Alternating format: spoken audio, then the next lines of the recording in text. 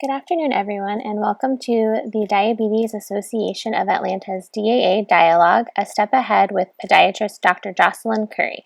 Today we are going to explore the relationship between diabetes and your feet.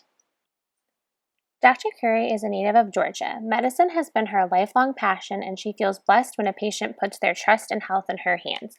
Dr. Curry's professional special interests are in forefoot surgery, tendon injury repair, and diabetic limb reconstruction. She treats every patient with the utmost respect and care, as if they were her own family member, and she enjoys meeting new patients daily and exploring the challenges of podiatric medicine.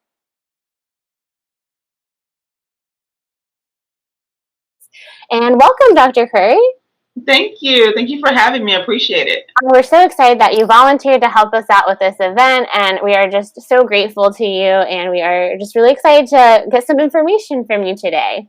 Yes, definitely. I'm so excited to share what knowledge I have about feet and diabetes. Yes, so great. Well, we will go ahead and get started, and I guess, the first question that we have is, what is the relationship between diabetes and your feet? So, diabetes, of course, is a disease that affects how your body breaks down glucose or sugar. And that sugar has an effect on multiple organs, and including the nerves and the blood vessels that go to the feet. So some things that can happen are a term called neuropathy, where you have nerve damage related to the diabetes. And also, of course, the poor circulation where the arteries can be affected by diabetes as well. So it's something that happens in the feet is that we start to lose a sensation. Diabetics can, after a while, if they have uncontrolled diabetes, or even if they've been well controlled but been diabetic for 10 to 15 years, we'll start seeing some signs of neuropathy. And that neuropathy can present as burning, tingling, shooting pains in the feet, or even just numbness. Some patients complain about having a tightness around their feet. So that it feels like their shoes are on too tight, or they can never get them tight enough. And they tend to keep buying smaller shoes. They feel like their feet aren't fitting in the shoes properly. So those are some things that are some early signs of neuropathy we like to have patients really watch out for. All right, great. Yeah, that's really good information. I actually didn't know that about the feeling of it being too tight and having to get smaller and smaller shoes. So that is a really good information to know. So related to that too, what are some potential risk factors for someone, or what are some things that might increase your risk of getting nerve damage in your feet? So the biggest thing of the increase in risk is not having well-controlled blood sugar. So we definitely want to make sure that that blood sugar is staying in that normal range around 100 on a daily, and as far as an A1C, anywhere around a 6 or below. And that's going to really ward off your risk of having loss of sensation, which leads to injuries, which leads to infections and amputations. I have so many patients that come in with injuries to their feet and don't even know it because they don't feel the pain. Something as simple as a paper cut that would hurt someone without neuropathy, a diabetic doesn't feel it. Or they'll tend to try and cut their toenails too close. And they don't feel that they're cutting the skin. And then that breaking the skin leads to an infection, which goes down to the bone, which leads to a bone infection, which leads to amputation. So it's a cascade of events that can go very quickly or very slowly. And then we also have the factor of circulation, which is in there. So if a person doesn't have good circulation, if you have an injury, your body isn't able to heal it. And so number one, you don't feel the pain, you don't feel the infection, and then your body also doesn't have the blood flow there to get all the right elements of antibiotics and the good blood cells there to heal that infection. And so it can be a very quick cascade of events that changes in very rapidly. So it's definitely something to watch out for. Yeah, and having well controlled sugars is just very, very important. So I agree with you there 100%. And at the Diabetes Association of Atlanta, I have to do my quick little plug here. We do offer diabetes self-management education and support classes. So if anyone is interested, you can go to our website and get on the waiting list for that as well. And I will be happy to teach you all the ways that you can manage your blood sugar. And you can join me, and it'll be a really exciting time. That's awesome. Yeah, we love it. Maybe we'll get to have you come on maybe one day as like a guest at the sessions or something. And okay, awesome. I love it. All right. Well, so now that we kind of know like what the relationship between diabetes and your feet is, and kind of what the risk factors are, how would someone go about actually checking their feet? So that's very key. So for some reason, the feet are so neglected. People don't like to look at them. They'll put on socks and just ignore them. So you really have to actually look at your feet every day. You know, you get out the shower or tub, you want to make sure that you're drying between your toes really well to draw out any moisture that's there. And look using a mirror to look at your feet. On the bottom of your feet, if you can't pull your foot up to see or turn your head or body to see it, use a mirror to hold your foot over it. Look for any new cuts, calluses, bruises, discolorations, anything that wasn't there yesterday or week before should be a reason for concern.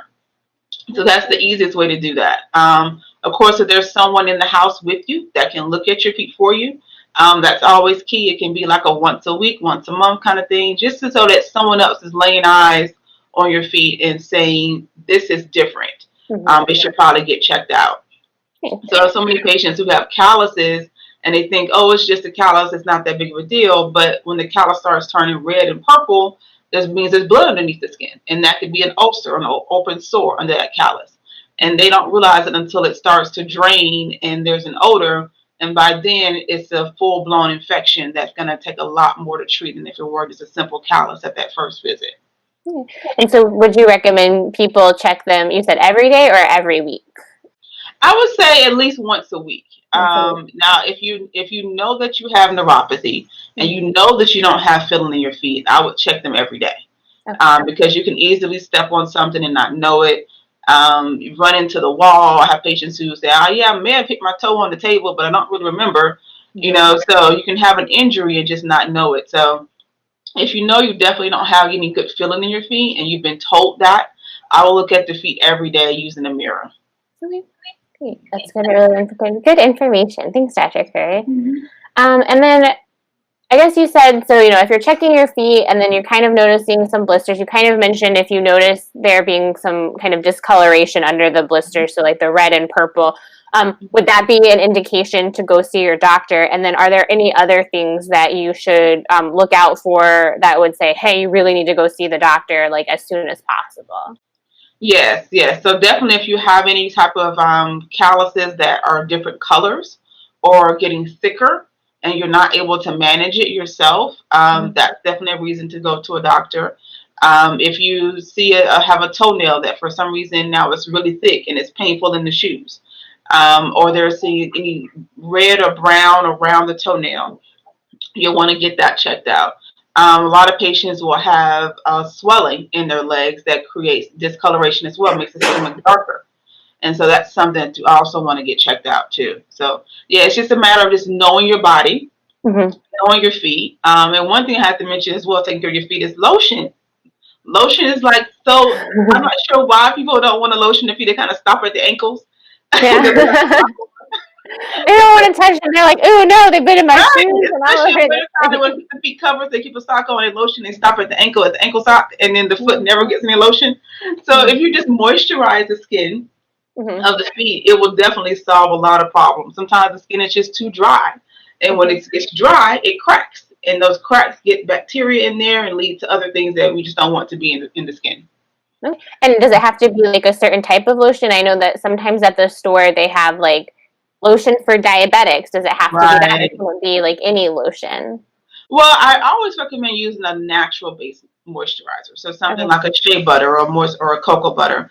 Something that's as all natural as possible. Some of the regular over-the-counter lotions actually have levels of alcohol in them, which can actually dry out the skin. And you may think it's a regular lotion, but for some reason they put alcohols in lotions and it kind of defeats the purpose. I don't even know if it's a preservative or what, but if you go with all natural, that's going to be the best thing. Now, some of the diabetic lotions are going to have kind of usually extra emollients to it. And so some of those that are targeted to diabetics as a lotion can be pretty good as well. Okay, that's good to know. And then are there any other accessories besides the shea butters or the cocoa butters or, you know, lotions that you might recommend to someone with diabetes? Yeah, so it's as far as the socks and things like that, those are good to know. Make sure that you're wearing a sock that has that's not tight. You don't want to have on like the sport sock meant for tightness around the ankle that someone who's playing a sport would be wearing, especially if you have any level of swelling. So the ones that are targeted as diabetic socks, marketed as that, are usually going to be loose fitting around the legs. So that's important.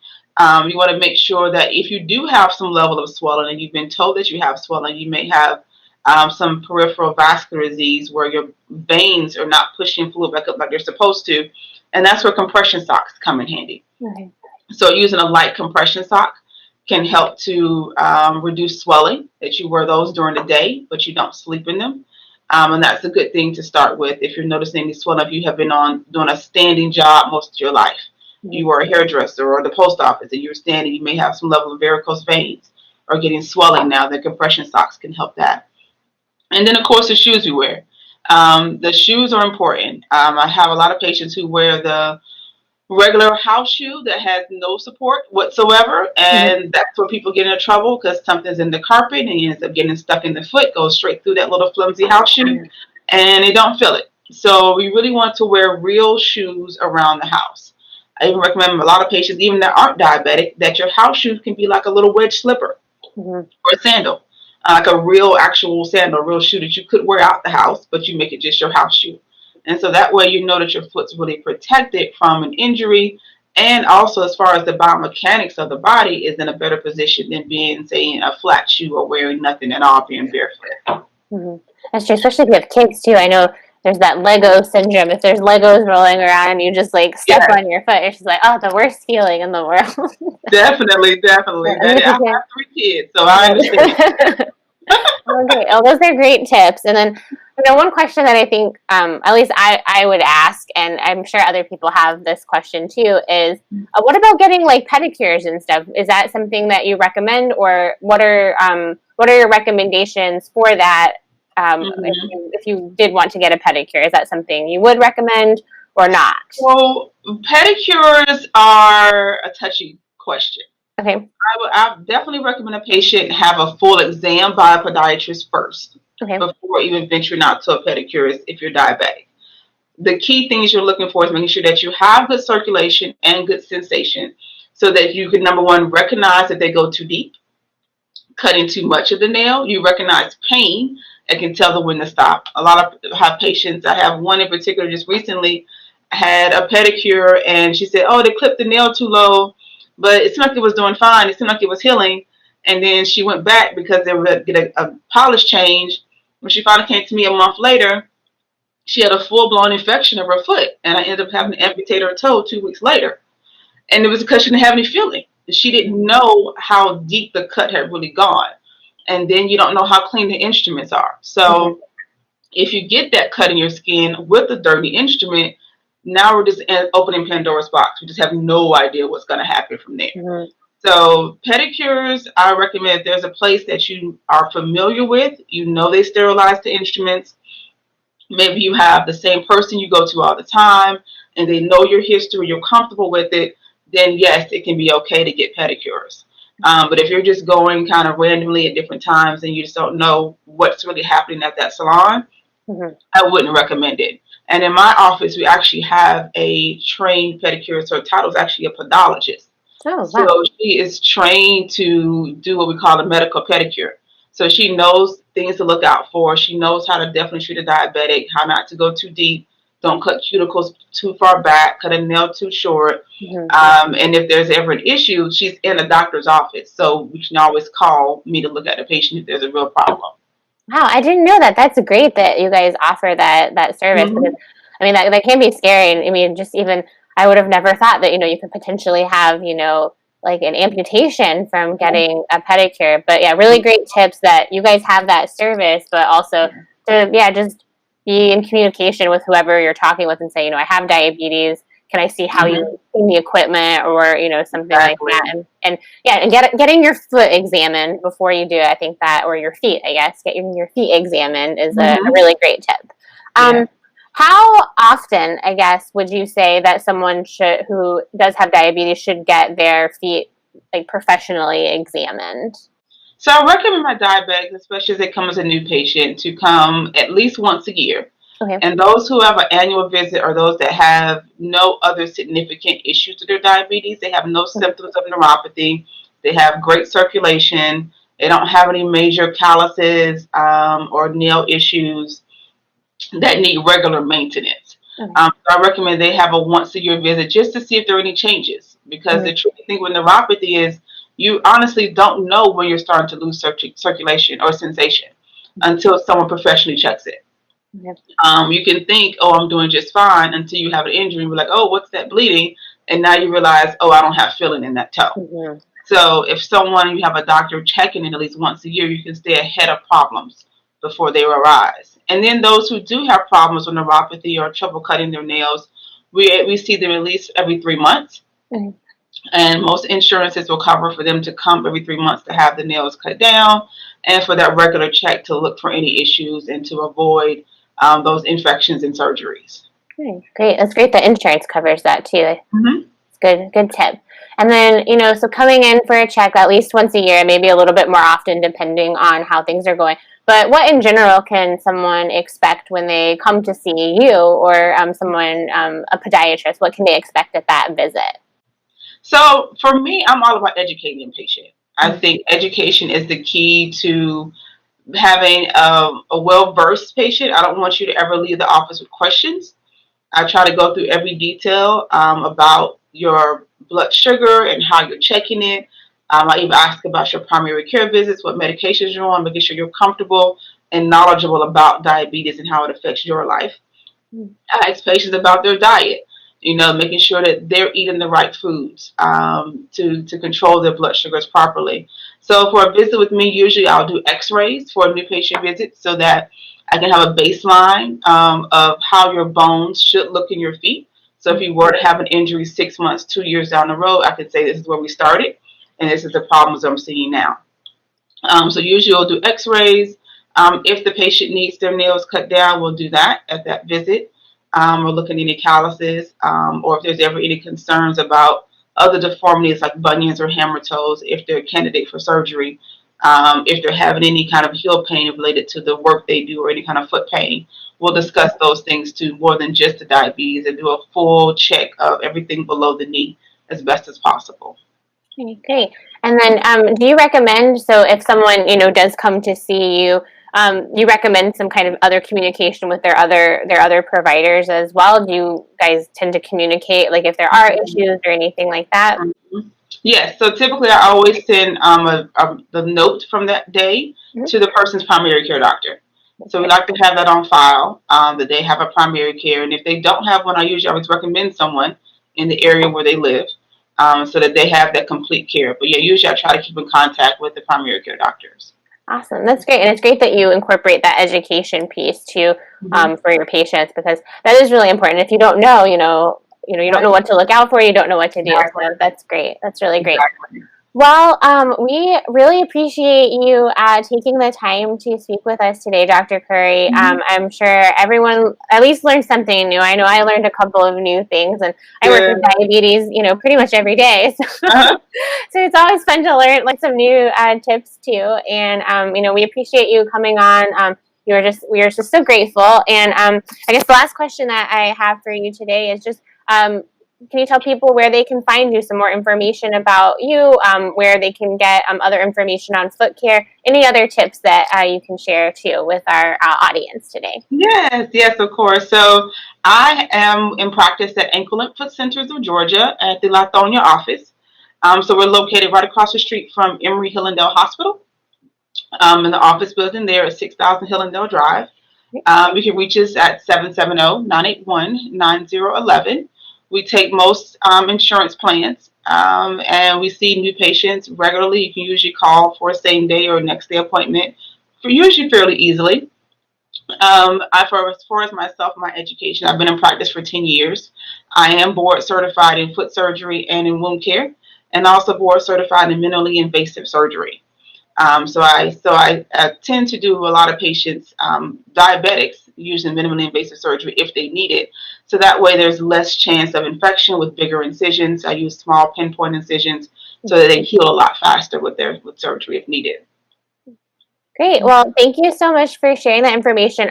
And then again, we just want to thank you for doing this video today. It was really, really great. Thank you. Thank you so much. I appreciate it.